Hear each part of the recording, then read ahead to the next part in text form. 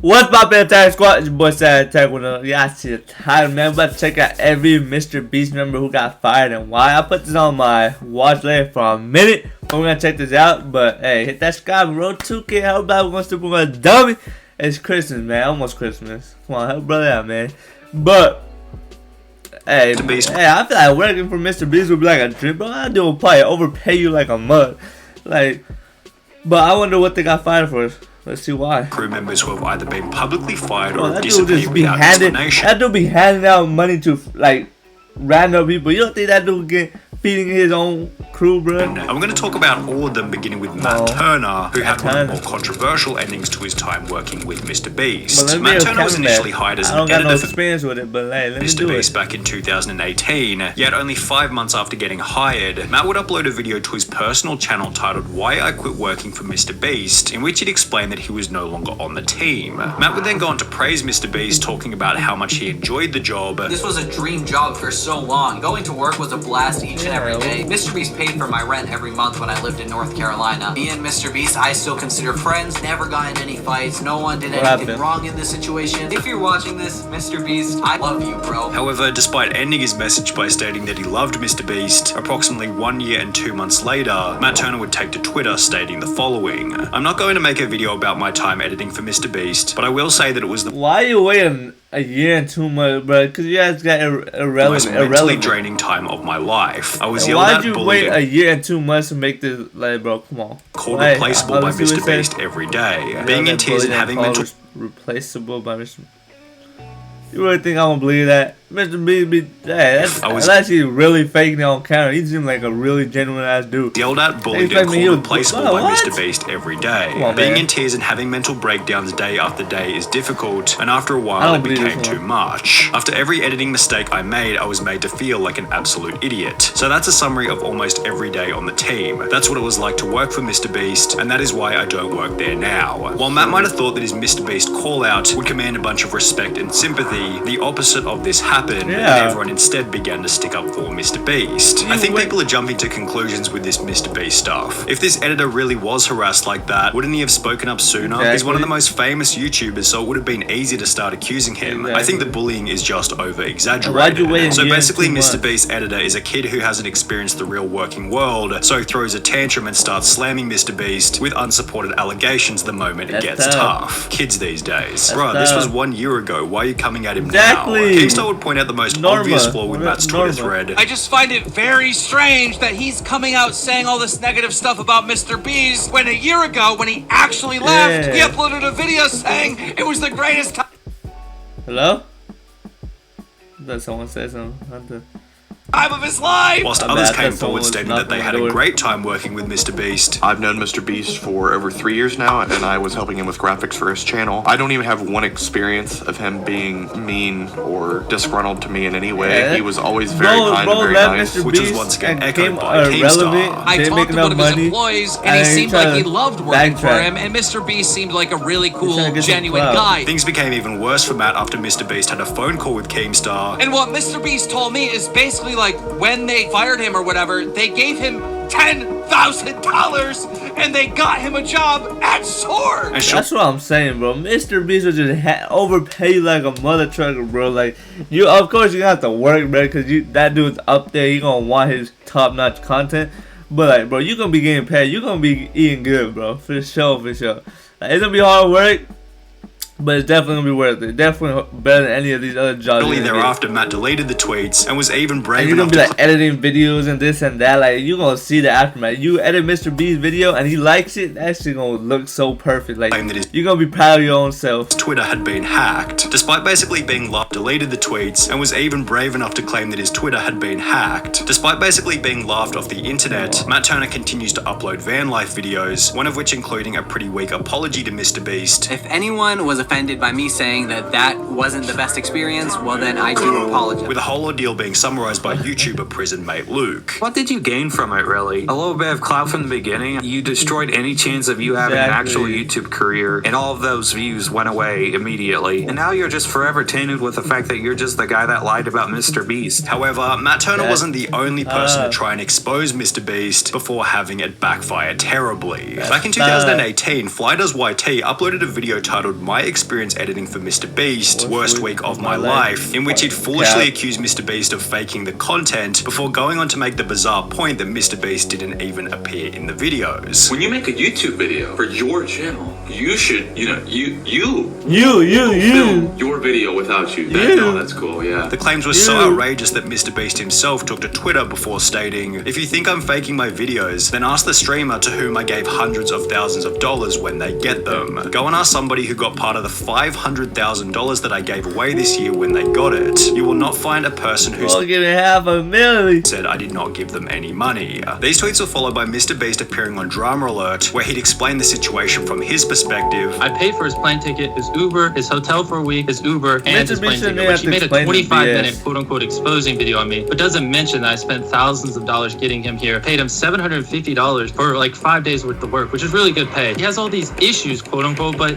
he doesn't say any of them to me while he's here. He doesn't talk to me while he's here. He just bundles it all up so he can make this 25-minute video and blow everything out of proportion when he gets home. Before going on to absolutely destroy the claims that his videos were fake. My videos aren't fake. Like, I counted to 100,000. I watched Dance to Your Dead for, you know, whatever. I give streamers $30,000. It's just slander from his part. Whilst providing an explanation for why he wasn't able to fully appear in one of the videos. I have Crohn's disease. Most of you don't know what it is. It was really acting up. So I said, hey, you guys go film the rest of the video. I want to go nap. I got to take it easy. Now he's making an exposed video like, oh, MrBeast doesn't film his own videos. Like, what are you going on about, man? You're trying to pin the fact that I have an illness on me. And like, I'm not public about this type of stuff. Which once again prompted a former employee to come out stating, as someone who is friends with both MrBeast and Fly, it is my unbiased opinion that Fly is in the wrong. Unlike Matt Turner, Fly has since had a relatively successful career, having built a channel with over 300,000 subscribers. Fortnite 4 is the tits? What that mean? Successful career, having built a channel with over 300,000 subscribers, yet he hasn't been nearly as successful as Jake the Viking, who's been able to show that a peaceful ending with MrBeast is always the most beneficial path. Jake appeared on the MrBeast channel for the first time back in June 2018, as Jimmy required a strong character to include within the videos. Can you dip this in the water tank for me? It's really heavy, but you're like a big boy. At this point in time, the content was often quite physical, and therefore having Jake as a member of the team worked out perfectly. However, by early 2020, the content became less focused on physical. Look at those goddamn numbers, bro. 166 million, 98 million, 87. Oh, that's probably 100 right there. 140. God damn, bro. Challenges, and as a result, Jake began to appear in fewer and fewer videos. He'd be seen one last time in $60,000 extreme hide and seek challenge. As many views as some people do in their career as YouTuber in one video. 148 million. Which was followed by a comment to Jake's TikTok 2 months later asking, "Are you still working with MrBeast?" To which he'd respond, "Lol, nah, they fired me." 9 days later, Jake would clarify this comment by uploading a now incredibly viral video titled "Why I Left MrBeast," in which he'd explain why he had been let go. And it came down to my piece no longer fit the puzzle, if that's the best way to put it. Before discussing how he wanted to leave anyway, so he could pursue content creation under his own name. It was a mutual leaving. I'd already told him multiple times, you know, what I wanted to do was kind of be my own boss, do my own thing. Me and Jimmy did not have any type of falling out, you know, so everything's cool. MrBeast still love you, bro. Basically, he got tired of being an employee. He wanted to start his own brand, be his own boss, do his own thing, which is respectable. He didn't want to be just that guy on every MrBeast video. Good luck to you, Viking. Jake's peaceful ending in combination with his unique, recognizable image has helped him to maintain success even after leaving the team, having gained over 1 million subscribers on YouTube and over 2.5 million followers on TikTok.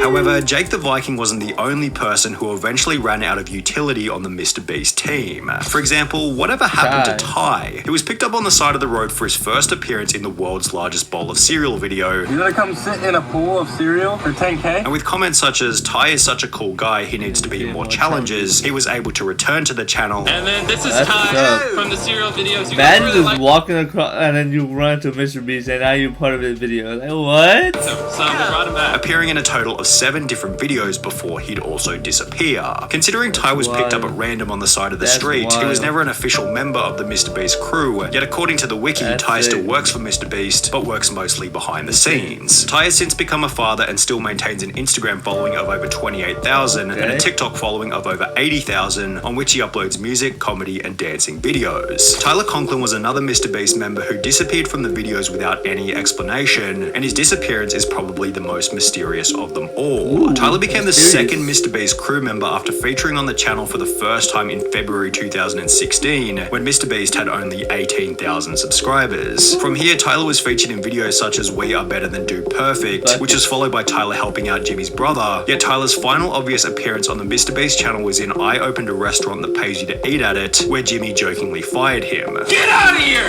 He suggested we charge money for the food. Cut! Get out of here! Go! He really got fired. I don't ever want to hear you guys talk about charging again. While this was obviously just a meme for the video, it actually would become Tyler's final official appearance on the MrBeast channel. Honest question, after you suggested making people pay for the food in the restaurant video and Jimmy kicked you out, you were never in another video again. Did he fire you from making more videos? Tyler did make a small cameo in Last to Leave the Circle Wins $500,000, as well as the Squid Game video where he apparently featured as one of the guards, and when you combine this information with his Instagram, on which he's often still seen with the crew, it's clear that Tyler hasn't been fired, but is rather working from behind the scenes. That's fine, bro. More can be on the scenes, bro. Eventually met a similar fate. He was first introduced to the channel back in May 2018 after the team cut his car in half, and from that point onwards he was a semi-regular in the MrBeast videos. In mid-2020, Garrett abandoned the channel to help out MrBeast's brother. However, as Mr. Bro began to upload fewer and fewer videos, Garrett also began to disappear from the internet. According to a reply on his Instagram, Garrett helps with social media stuff now, although he hasn't uploaded a TikTok or Instagram photo with the MrBeast crew in over 2 years, and claims to be studying at the University of Alabama, which is over 2 states away from the MrBeast headquarters in North Carolina. Perhaps Garrett is still working with the crew from a distance, however, it does seem as though their relationship simply ran its course and eventually fizzled out. But what about Jake Weddle? He was another one of these guys who once featured in almost every MrBeast episode before he'd slowly disappear. I'm not the biggest MrBeast,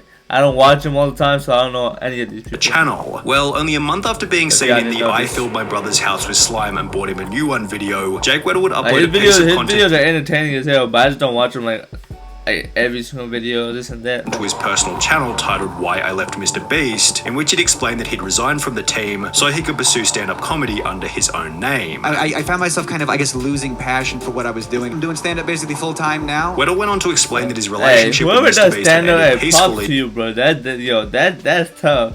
That's tough, bro. You go up there and tell a bad joke, hey, your ass gonna get no laughs and be cricket, and your ass on second guess. Me and Jimmy actually left on very good terms. I met with Jimmy before I left. He understood where I was coming from. I understood where he was coming from. Which is supported by the fact that Weddle came back about a year later for 2 cameo appearances on the channel. However, there's a different MrBeast member who only managed to feature in 1 video before getting fired. Sneeko. Now, to avoid any unnecessary damage to MrBeast's image here, we need to specify that this was back in 2018, long before Sneeko had the reputation that he has now. Back then, Sneeko's content consisted of deeply meaningful, unbiased videos, which featured a unique editing style more advanced than almost anyone else on the platform. Anybody who was a fan of Sneeko at the time can vouch for how incredible his videos were, and with this in mind, it's really no wonder that MrBeast gave him a shot on the team. Sneeko made his first appearance in the I Built a Working Car Using Only Legos video. However, as explained by another video uploaded to Sneeko's personal channel titled The Most Important Lesson I Learned Working for MrBeast, his employment didn't last for very long. I started working for MrBeast 2 years ago. It didn't last long because I got caught up with my ego, and this was during a time when I wasn't uploading on YouTube at all. Sneeko maintained a level of respect toward MrBeast even after leaving the team. However, the same can't be said for Marcus Pearson, who became the most controversial firing in MrBeast history. When Marcus was first introduced to the channel back in 2019, he quickly became a fan favorite. However, after being featured in the MrBeast Christmas special that very same year, Marcus stopped appearing in any of the videos. 5 months later in May 2020, a fan would ask on Marcus's TikTok, when you coming back to MrBeast challenges, to which he'd respond to ask him. I knew that.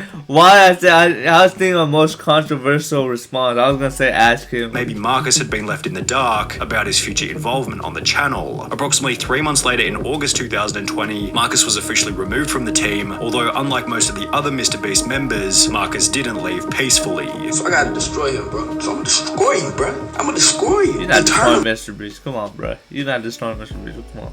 for a long ass time. Just you gonna feel this. You gonna feel this tomorrow, the next day, and the next day. You ain't gonna forget about this. Marcus would take to Instagram and post a 12-minute story in which I don't know who you are, and I still know who MrBeast is. So. Absolutely delusional claims, such as MrBeast started the pandemic. He started this pandemic for a reason. Marcus was a leader whilst MrBeast was a follower. I was born a leader, and he was born a follower. He was stealing sauce. I was borrowing sauce and paying home. Bro, what you in his videos? Before going on to state that he thought MrBeast was a broken person for firing him. The only conclusion that I can make is that he's broken somewhere else. That's the only conclusion that I can come up with. Well, it seemed like Marcus's goal was to discredit MrBeast. The only person he seemed to discredit was himself, given Marcus's rant was so delusional and unfounded that it just made him look like an idiot. It's been stated all around the internet that Marcus was fired because of unacceptable behavior and a drug problem, although there's no evidence anywhere to support these claims. MrBeast stated in a podcast that their revenue dropped massively at the start of the pandemic, and the more likely reality was that Marcus was fired to save money on wages during a tough economic time. Marcus maintains an Instagram following. I wonder how many people are behind the scenes in these MrBeast videos. Like,